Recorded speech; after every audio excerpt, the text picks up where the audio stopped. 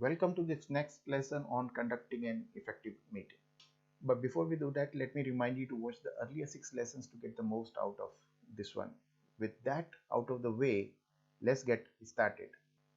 Like most businesses, our business also requires to meet up with people. This meeting may be to demonstrate, discuss the products, or to explain the business prospectus and the financial plan. Since ours is a home-based business, many of us do not have an office.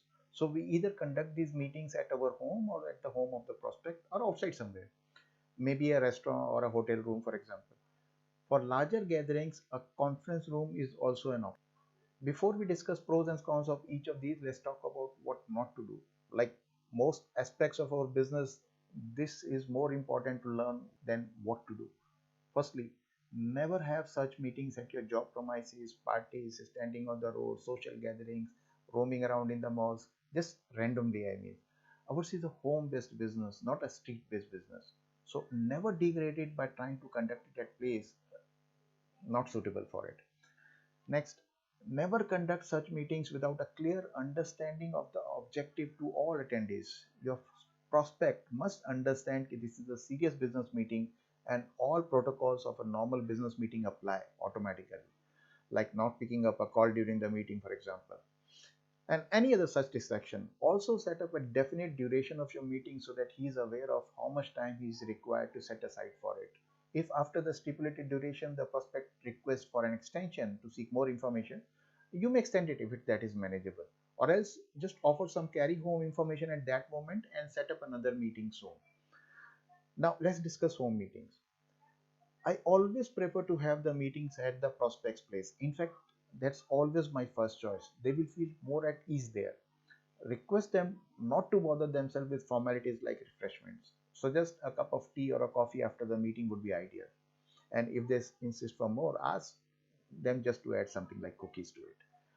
Choose a place which is convenient for the discussion and offers least distraction in their home. Usually a dining table is ideal for this purpose. By the way, same set of rules apply if the meeting is at my home. While doing a meeting in a restaurant, choose a place that is least noisy, has low footfall, clean, and not too expensive. Choose a table with least distractions. Ask the manager if it is okay to sit there for the duration of your meeting. You don't want to be hurting his business to build yours, right? It would be impolite if he has to ask you to leave in between as other customers may be waiting. If it is some kind of a demo you'll be conducting, make sure your chosen place is suitable for the job. Also, make sure you order some snacks and or beverages. The restaurant expects you to do that, right? Place your order in the beginning, but request for it to be served later at about 10-15 minute notice from you towards the end of your meeting.